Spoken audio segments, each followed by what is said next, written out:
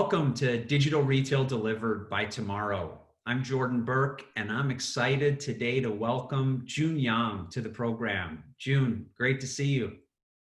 Hi, Jordan. Hi, folks. Thanks for having me. Jun is co-founder and CTO of Dada, where he runs two of China's largest digital networks, and I'm excited for us to talk about both of those. But first, for those that don't know Jun's background, Jun was born and raised in Hangzhou in China, studied at Zhejiang University before coming across to the US to do a PhD in comp sci at Carnegie Mellon, went to work at Google to help with ad optimization tools before spending 5 years at Facebook, first on the growth side and then focused also on ad sales. You also worked, Jun, at Square, helping to lead the engineering team for growth there, before you got a call from an old friend back in Shanghai who invited you to come back to China, jump on a motorbike and start delivering takeout orders for restaurants. Little did you know that business would do over 800 million orders last year. Pretty amazing story, but great to see you, Jun. Nice to see you, Jordan. That's very accurate. Dada now operates China's largest crowdsourced delivery platform. And you've gone on to acquire and then build China's largest online grocery platform, the Instacart of China, as we've discussed. Right. How did you and your partner, Philip, build those two businesses? What were some of the key decisions along the journey to be able to reach scale in both of those unique businesses? Very, very good question. I think first we need to thank to the great infrastructure that we have in China. You know, the two services that you just mentioned, Dada now is a on-demand logistic or delivery platform. So it's a logistic business, while Jingdong Daojia or JDDJ is a on-demand e-commerce business or retail platform, right? But both of these platforms are 100% mobile. So we don't even have a PC version for any of these. And that's because when I went back to China in 2015, there's already very good infrastructures. Not only every consumer use their mobile phone for shopping, the blue collar laborers, they actually have, everyone owns a pretty decent quality mobile phone. So I think that's really the number one key factor that enable us to do both platforms. I think the second thing is you have to, we have to thank the fast evolving consumer behaviors in China. You know, the Chinese consumers they are very open-minded. They adapted to a new way of shopping every 5 years. So the adoption of this so-called 1 hour or on-demand shopping happens in less than 5 years. So first, good infrastructure. Second, I think it's fast evolving consumer behaviors. And along the way in 2016 that we decided that it's not enough to do a delivery service. We need to have a direct contact with the consumers. So we decided that we want to build an e-commerce platform as well. And I think the opportunity of acquiring or merging with JDDJ, with Jingdong Daojia appears. Jingdong Daojia used to be a kind of a business unit within JD. So JD is, by the way, the largest B2C e-commerce platform in China. It's the Chinese version of Amazon. So JD decided to spin off JD Daojia, the O2O service. And we had the opportunity of merging with them, and we seized the opportunity. So from that point, we are running both business, the Dada now, the delivery business, as well as the JD Daojia, the e-commerce business side by side. So I would say these are the three things that's really key to our journey. Let's actually shift globally a bit. China has led the world in terms of instant or on-demand access to nearly everything. There are questions, though, around the world. Do customers really need things in 1 hour? I get this question weekly from retailers in North America. They just aren't sure. Tell us about a 1 hour world. Is it really necessary? Yeah, man, I got this question a lot. So, well, I think the situation in China is a little bit different. To be honest, I think we chose 1 hour for a few reasons. A is uh, the whole logistic or the delivery infrastructure is already there that can make 1 hour relatively cheap. And I will talk about why the 1 hour delivery is relatively cheap in China later. But you know, the truth is you can deliver in the first or second tier cities, you can do 1 hour delivery on, let's say, about $1 per order. So that's kind of the cost level. So we can do that relatively cheap. And also the traditional e-commerce like JD, they are already doing half-day delivery. So if we aren't fast enough, that we are not going to, survive in the competitive landscape. So these are the two reasons I say that we choose to do 1 hour delivery in China. And I think if there's a third reason in the takeout food business, people are getting used to 1 hour delivery. So when we move on, when we shift to grocery, people say, why not 1 hour delivery? Like, why wait 2 hours, right? So I think these are the reasons that, drive us to, decide that we need to do 1 hour delivery. But that being said, I think we also aware that in kind of the lower tier cities in China, we are seeing many different innovative models. For example, recently the so-called community buy model is really hot. And it's next day delivery. People buy groceries, people buy fresh with next day delivery, and they seem to be pretty happy with that. So I think it's foreseeable that we're gonna, twist the strategy. We can experiment with different, maybe 2 hour delivery, maybe half day delivery in different kind of market in China. And we're trying to find the right balance between how fast we want the delivery to be, and how much we want the user to pay or want us to pay for the delivery. The other thing I think it's a difference between you need something and you want something. So like it is a question that I asked myself a few years back, that whether people need to buy so many things with 1 hour. I can understand people need fresh items with 1 hour delivery, but why would you want a cell phone with 1 hour delivery?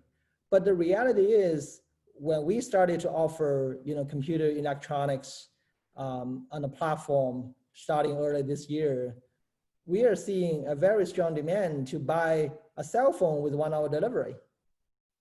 So I guess people probably don't need that, but people want that if you make that available. So I think there's a little bit question between whether you need something or whether you want something. And if you can make a lot of SKUs available with 1 hour delivery, I think people will want that. Oh, by the way, and offer that with a relatively cheap, acceptable delivery cost. So, and that kind of remind me the story that happened 10 years ago when JD in China came along and they offer half-day delivery at a time when Taobao, and Tmall will probably take 3 days for delivery. And a lot of people asking why we need, half-day delivery. We are okay with getting this next day, but then, people rush to getting that half day. And people forget to buy things in advance. Jingdong Daojia, your online grocery platform, many days you'll do over 1 million orders a day, which is double the largest platforms in the US. You've got 100,000 retailers, I recall, on the platform. Help us understand. The retailer stores. 100,000 stores, on the platform. Thank you. How do the best retailers on your platform really separate themselves when there's so many retailers competing within the same marketplace for that customer? That's a good question. We got that a lot as well. I think the first thing I would talk about two things. I think the first and foremost is still the supply chain, the merchandise. So you really, really need to have very good, very unique merchandise at a good price point to win, even in the online world. Because as a platform, Jingdong Daojia, we don't own any inventories. We have zero inventories. We don't buy anything.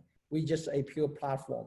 So what the customer see on Jingdong Daojia is what the retailer has to offer. So you really need to have very good merchandise. Of course, we help the retailers to pick from their large pool of merchandise to decide what to sell online. But again, it comes from their merchandise. And I think one success story here is Sam's Club. Sam's Club is doing really well on Jingdong Daojia. I think the number one reason is that they have a really unique and good assortment of merchandise. So I think that's always the number one. Number two, I think you really need to have an attitude to embrace the evolving customer behaviors. When the customer goes online, you need to embrace that, and you need to work with a platform like us. And you really need to not just working with us, but really care for the customer experience for the online shopping. For example, you really need to have enough people to pick for those online orders within the store. You really need to pick the best product for them. You really need to handle the orders well when the customer complains. So I think the operation-wise, you really need to care for and embrace the changing user behaviors. I would say these are the two things: supply chain and the attitude to embrace the user evolving behaviors. These are the two things that I think will make a retailer successful on a platform like ours. One of the things that's unique about your business, Jun, is you not only provide the front end marketplace to the retailer, you not only allow them to sell on your platform, but you also provide other value added technology and services. Talk a bit about how you help your retailers beyond just selling on Jingdong Daojia. Absolutely. I think the help retailers to sell on an O2O platform, on an on-demand platform, is a very complicated business. From very early on, we realized it's not just about having a front end that help them to list all the SKUs to sell. It's about having a very, very deep integration with the retailers, and to empower them with many capabilities that they usually don't have, but they need to have to do a good online business. So a few examples, we spend a lot of time providing a fulfillment solutions to the retailers.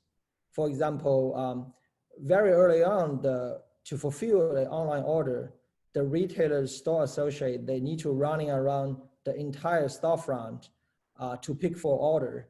And the order usually have 5 to 10 SKUs. And imagine them running around the store to pick for those 5 to 10 items. It can easily take them half an hour to finish an order. And that make the experience really bad and make the cost very high. So we invented an idea of installing the so-called pick zone or in-store pick zone in the supermarket store. So the pick zone, the idea of pick zone is basically to renovate a space of 100 square meters or 200 square meters within the supermarket store. And we put the shelf there, and we put all the SKUs, all the inventories that to be sold online into the pick zone. And we also invented a so-called picking assistant app. And we give the app, it's a mobile app, to all the store associates. And they can take our app and do the picking almost entirely within this 100 square meter pick zone. And that will reduce the picking time from 20 to 30 minutes an order to 2 to 3 minutes an order, and greatly reduce the cost and also improve the efficiency. So nowadays, almost every supermarket on Jingdong Daojia is using that pick zone. So we help promote the idea. We provide the mobile app, and the pick zone. Some of those pick zones are managed by a a warehouse management system, a WMS system that invented by us. So these are the fulfillment solutions that we are providing to all the retailers to make the O2O business viable. So that's one example. And most recently, we realizing that the order processing is very complicated for the retailers, especially when they are on multiple platforms. So some of the retailers, they're not only on Jingdong Daojia, they're on other third-party platforms. And some of the retailers like Walmart in China, they decide to have their own channel as well. So they build their own so-called WeChat little program. So basically it's a channel for them to sell online. So in the back end, the staff need to deal with all those different channels, and each channel will give them a unique set of tools. So the whole operation is a mess. So we built a operating system for the O2O business called Haibo. So Haibo is a kind of single set of tools that enable the retailers to manage their O2O business across all those channels. So Haibo will cover things like, inventories, SKUs, all the promotion schemes, order processing, fulfillment, financial reconciliations, no matter where the order is coming from, right? So you can imagine this, you can think of it as a single operation tools for the retailer's O2O business. And we started to selling that from early this year, and it's being adopted very quickly. So right now there are over, I think the latest number is over 1,300 big retailer stores are using Haibo system. So the goal of this system is really to make the retailers more efficient in dealing with the O2O business. So these are the two examples that we're spending a lot of time using a technology-driven solutions to make the retailer, to empower the retailers to do online business. There are many other examples. Jun, I want to credit you. I can see the amount of effort that you and your team have put in to really make operating a grocery online business or retail business online more efficient. And I think that's differentiated you from Meituan and some of the other peers. And so credit to that. Where do dark stores fit in to the future? Tell us what you think about the concept, and where does it work in China? Where does it not? When you say dark store, are you talking about, for example, the Sam's Club's dark store, like the dark warehouse on our platform, or, there's other, the startups like, Miss Fresh and other folks that are doing kind of standalone dark store. So which model are you talking about? Let's start with the well-known retailer like a Sam's Club who has a dark store. And then maybe we'll get your view on the Miss Fresh kind of standalone pure play. Sure. I think the dark stores model could be a viable business model if you have some competitive advantage in terms of the merchandise, and you have a unique set of users that really like what you sell. And I think that's the story of Sam's Club. Sam's Club have, I don't know, over 50 dark stores on the Daojia platform, and they're doing extremely well. And that's all because Sam's Club, A, has a very good set of merchandise, and B, they have a group of very loyal members. And they like the service of dark store because it enabled them to buy Sam's Club with 1 hour delivery. And that's very different from, driving to Sam's Club and, and buy things, right? So that make Sam's Club dark store a very good success stories, and it can justify all the cost for putting up a dark store, renting the space, having some people, doing the picking inside the dark store. But I think it's not a model that working for every retailers. If what you sell is not so much different from other retailers, I think it might be more challenging for you. because you may not get enough traffic. And if you don't have enough traffic, it's very hard to justify all the cost, right? So I think you really need to do a very careful calculations. It might still work, for example, if in some places where you decided that it's more expensive to open a real store and you want to use the dark store to penetrate into that area, it might be a low cost solution, but still you need to have a decent amount of traffic, user traffic into the dark store. So that's my take. Great insight. The US market is preparing for a new wave of competition. Instacart has built a big business, but here comes Uber with Corner Shop and DoorDash. You have That's lived right. through years of fierce marketplace competition. You've got bruises to prove it, but you've survived and thrived. What advice would you have for these competitors as they get ready for a oncoming battle? Right. I think the best advice I can give is the entire business is, from surface, it looks like a pure 2C business. It's like, it's a platform for the end users. But the reality is it's a 2B business in some sense, in the sense that you really need to empower your retailers. You need to work with your retailers really closely to empower them, and together the platform and the retailer build a experience that's very good for the users. So it's not only about attracting more traffic, it's more about empowering and working with retailers to help them pick faster, to help them to decide what to sell on the platform, to help them to create this unique customer experience that's so good that the user cannot resist. So I think we have a strong belief that the success comes from working and empowering the retailers.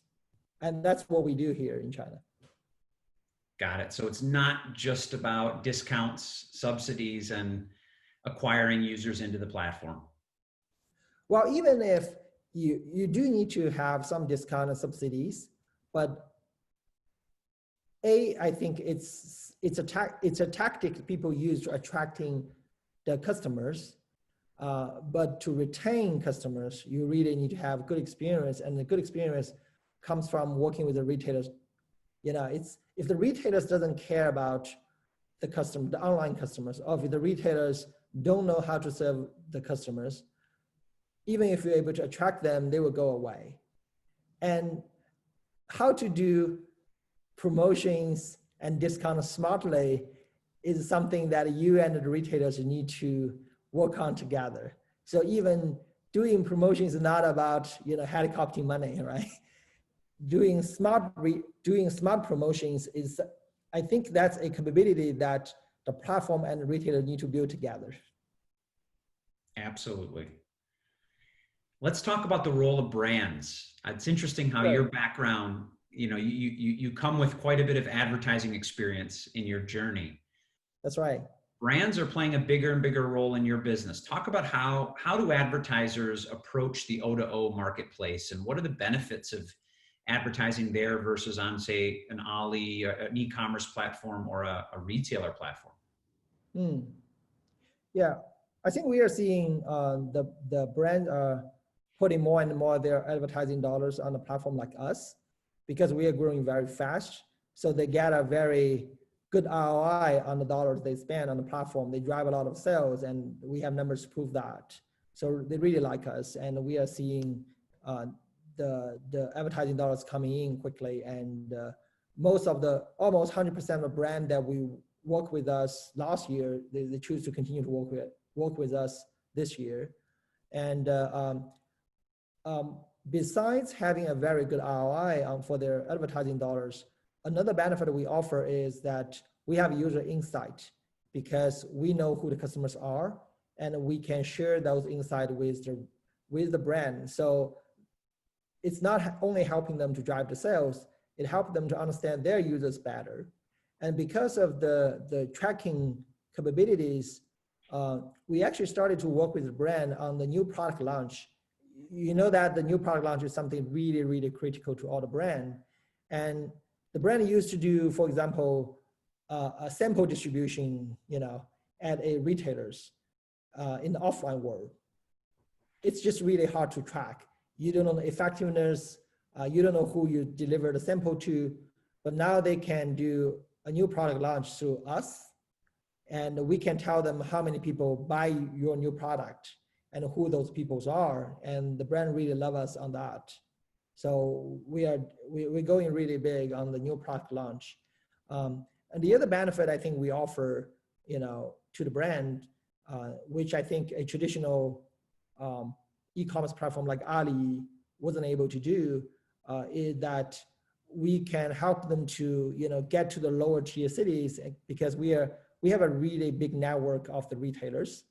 We know the retailers in a small city in China, and we can somehow connect the brand with the retailers if we see some traction there.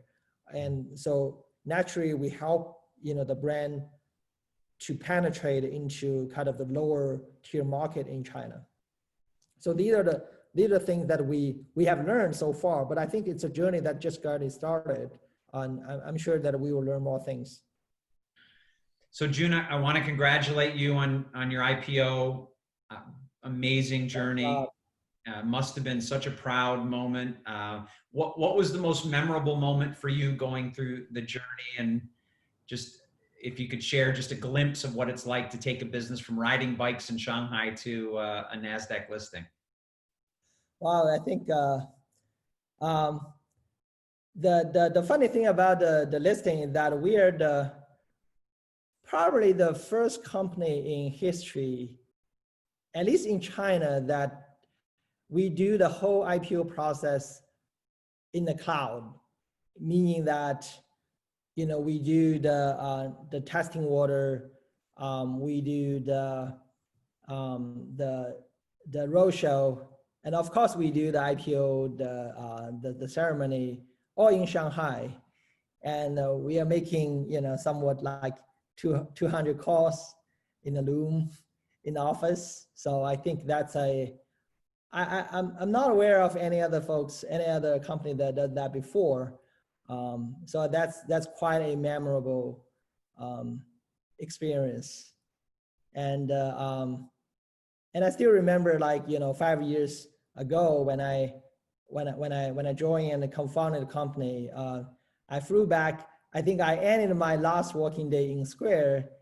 I flew back next morning to China and I went right into the office. I haven't ran a place in Shanghai. I live in a hotel for almost a year. So, it all make that worthwhile now. Well, again, congratulations to you, to your co-founder, Philip, the whole team. You guys are doing incredible stuff. Thank you for coming and spending some time and sharing your journey with us. Sure. Thanks, Jordan. Thanks for having me. And thanks for your support and advice on the way. Let's keep it going. Thanks, everybody. Another episode of Digital Retail Delivered. Special guest, Jun Yang, CTO, co-founder of Dada, Jingdong Daojia, and Dada Now, the two big networks in China. Great talking to you. Good luck out there. Look forward to seeing you in the retail world. Thank you. Good luck. Thank you. Bye-bye.